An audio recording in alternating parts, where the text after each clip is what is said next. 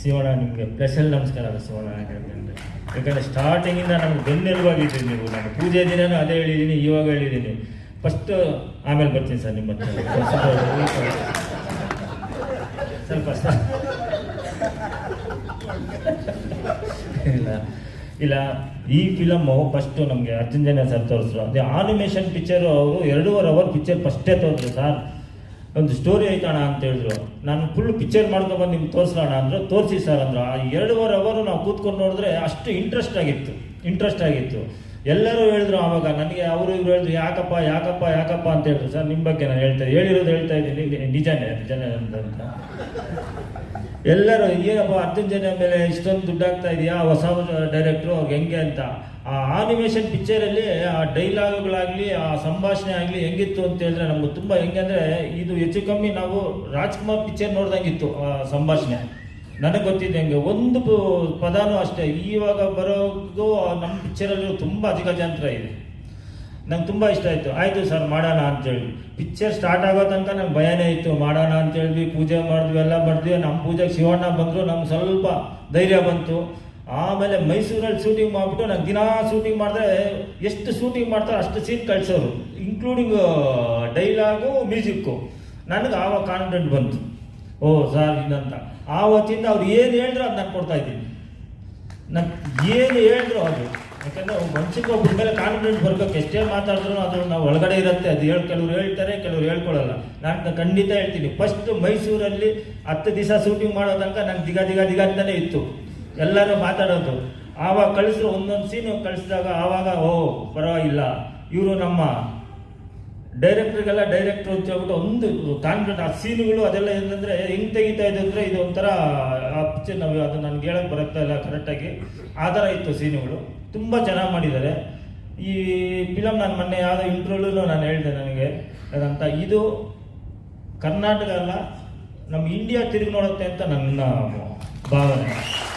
ನನ್ನ ಪಿಕ್ಚರ್ ಅಂತ ಹೇಳ್ತಾ ಇಲ್ಲ, ಖಂಡಿತ ನನ್ನ ಪಿಕ್ಚರ್ ಅಂತ ಹೇಳ್ತಾ ಇಲ್ಲ. ನಾನೊಂದು ಪ್ರೇಕ್ಷಕನಾಗಿ ಪಿಕ್ಚರ್ ನೋಡಿ ನಾನು ಹೇಳ್ತಾ ಇದ್ದೀನಿ.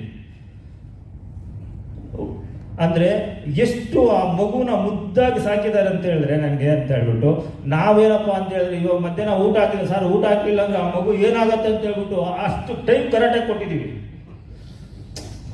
ಮಕ್ಕಳು ಸಾಕಿದ್ದಾರೆ ಅವರು ಆ ಸ್ಟೋರಿನ.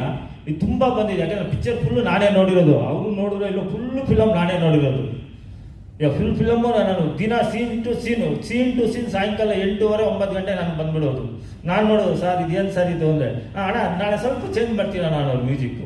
ಅಷ್ಟು ಅದ್ಭುತವಾಗಿ ಬಂದಿದೆ ಇದರಲ್ಲಿ. ನನಗೆ ಮೈನು ಈ ಸ್ಟೋರಿ ನೋಡಿದ್ರೆ ಇವಾಗ ಫಸ್ಟು ಶಿವಣ್ಣ ಬಂದರು, ಆಮೇಲೆ ಸರ್ ಉಪೇಂದ್ರ ಸರ್ ಬಂದರು. ಉಪೇಂದ್ರ ಸರ್ ಬರೋ ಎಂಟ್ರಿ ನಾವು ಇದುವರೆಗೂ ನೀವು ನೋಡಿರಲ್ಲ.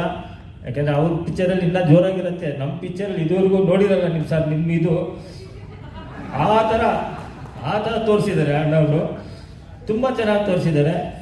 ಮತ್ತು ನಮ್ಮ ರಾಜ್ಬಿ ಶೆಟ್ಟಿ ಅಷ್ಟೇ, ಏನು ನಗ್ನಗ್ತಾ ಮಾಡಿದ್ದಾರೆ ಅಂದರೆ ಇವಾಗ ಅವರು ಆ್ಯಕ್ಟಿಂಗ್ ನೋಡ್ತಾ ಇದ್ದಾರೆ, ಲೀಲಾಜಾಲವಾಗಿ ಮಾಡಿದ್ದಾರೆ, ನ್ಯಾಚುರಲ್ ಆಗಿ ಮಾಡಿದ್ದಾರೆ. ಒಂದು ಮನೆಯಲ್ಲಿ ಒಂದು ಸ್ಟೋರಿ, ಒಂದು ಹಾಸ್ಪಿಟ್ಲಿಗೆ ಹೋಗ್ಬಿಟ್ರೆ ಒಂದು ಏನು ಅದರಲ್ಲಿ ಬಾಧೆ ಹೆಂಗಿದೆ, ಒಂದು ಹಾಸ್ಪಿಟ್ಲ್ ನಾವು ಹೋಗ್ತೀವಿ ಅಂತ ಹೇಳಿದ್ರೆ ಅಲ್ಲೇ ಗೊತ್ತಾಗೋದು ಏನಿದೆ ಅಂತ. ದುಡ್ಡಿನ ಬೆಲೆ ಅಲ್ಲೇ ಗೊತ್ತಾಗೋದು. ಇಲ್ಲ ಸರ್, ಇದು ಅವರಲ್ಲಿ ಗೊತ್ತಾಗತ್ತೆ.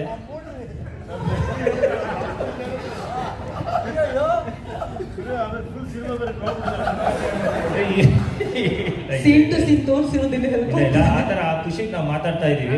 ಪಿಕ್ಚರ್ ಸ್ಟೋರಿ ಅಂತೂ ಹೇಳಲ್ಲ, ನಾನು ಹೇಳಿದ್ದಂತ ತದ್ದುರ್ವಾಗೇ ಇರುತ್ತೆ ಅದಂತ. ನೀವು ನೋಡಿ, ಫಿಲಮ್ ನೋಡಿ. ನಾನು ಜಾಸ್ತಿ ಮಾತಾಡಲ್ಲ, ಯಾಕಂದ್ರೆ ನನ್ನ ಫಿಲಮ್ ರಿಲೀಸ್ ಆದ್ಮೇಲೆ ನಾನು ಮಾತಾಡೋಣ ಅನ್ಕೊಂಡಿದ್ದೆ. ಆದ್ರೂ ಇವ್ರು 3 ಜನ ಮುಂದೆ ಸ್ವಲ್ಪ ಮಾತಾಡ್ತಾ ಇದ್ದೀನಿ, ದೊಡ್ಡವ್ರ ಮುಂದೆ. ಬಟ್ ಫಿಲಮ್ ನೋಡಿದ್ಮೇಲೆ ಆಮೇಲೆ ಹೆಂಗೆ ಅಂತ ಆಮೇಲೆ ನಾನು ಮಾತಾಡ್ತೀನಿ. ನಾನು ಫಿಲಮ್ ಎಲ್ಲ ನೀವು ನೋಡಿ ದಯವಿಟ್ಟು ನಿಮ್ಮ ಸಹಕಾರ ಎಲ್ಲ ಬೇಕು. ಇಲ್ಲಿ ಬಂದಿರೋರೆಲ್ಲ ದಯವಿಟ್ಟು ನಿಮ್ಮ ಸಪೋರ್ಟ್ ನಮ್ಗೆ ತುಂಬ ಬೇಕು. ತುಂಬ ಪ್ರಯತ್ನ ಪಟ್ಟಿದ್ದೀವಿ, ಎಲ್ಲರೂ ತುಂಬ ಕಷ್ಟಪಟ್ಟಿದ್ದೀವಿ. ದಯವಿಟ್ಟು ನಿಮ್ಮ ಸಹಕಾರ ಕೊಡಿ. ಇದು ನಮ್ಮ ಇಂಡಿಯಾ ಲೆವೆಲ್ ತಗೊಂಡೋಗ್ಬೇಕು ಅಂತ ನಾನಿದ್ದೀನಿ. ನಿಮ್ಮ ಸಹಕಾರ ಇದ್ದರೆ ಇನ್ನೂ ಸ್ವಲ್ಪ ಒಂದು ಹೆಜ್ಜೆ ಮುಂದೆ ಹೋಗ್ಬೋದು ಅಂದ್ಕೊಳ್ತೀನಿ. ದಯವಿಟ್ಟು ನಿಮ್ಮ ಸಪೋರ್ಟ್ ಕೊಡಿ. Thank you.